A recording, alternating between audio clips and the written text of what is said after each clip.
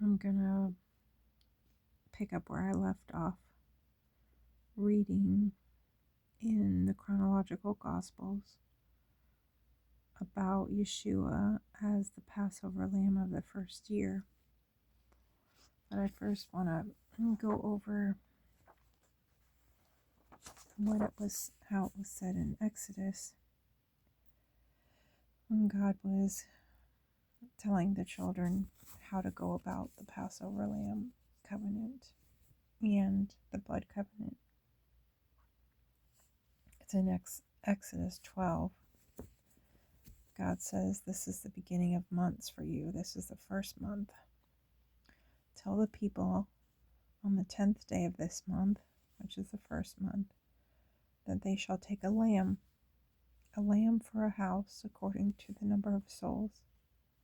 The lamb shall be without blemish, a male of the first year, and keep it until the 14th day.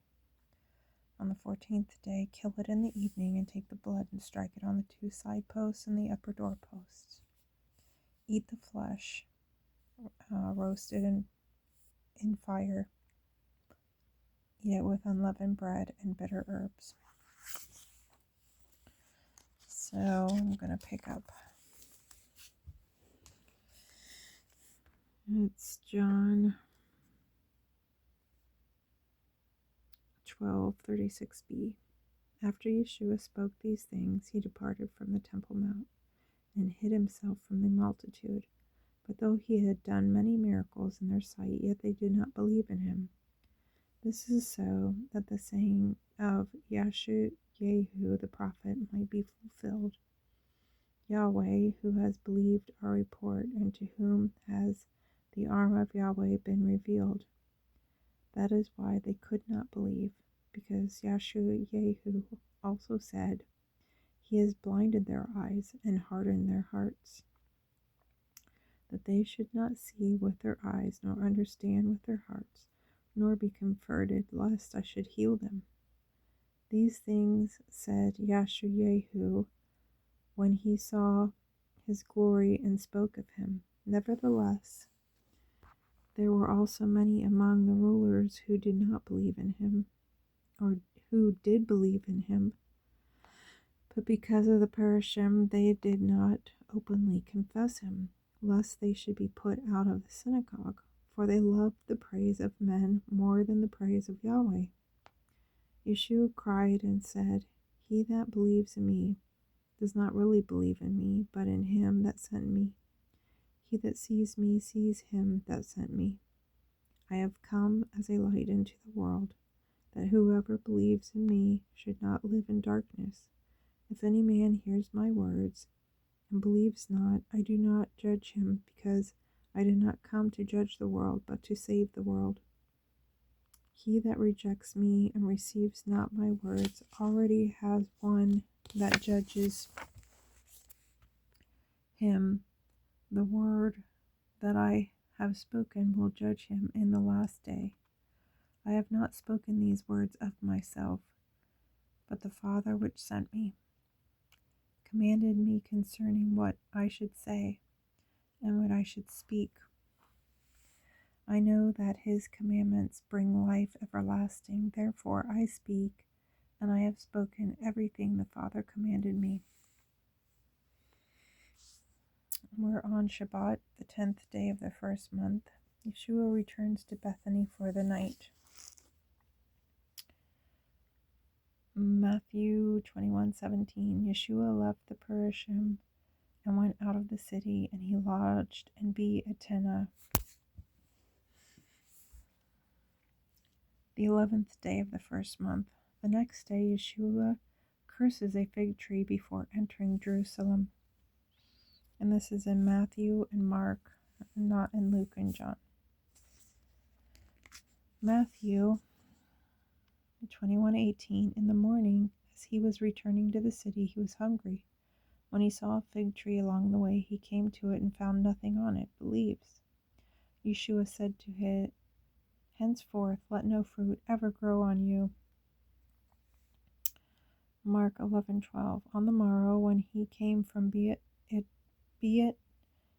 Te'ena, he was hungry, seeing a fig tree afar off, having leaves, he came, if perhaps he might find something on it. When he came to it, he found nothing but leaves, for the time of figs was not yet for this particular tree. Yeshua spoke to the fig tree, "No man eat fruit from you hereafter forever." His disciples heard it. Then they came into Jerusalem.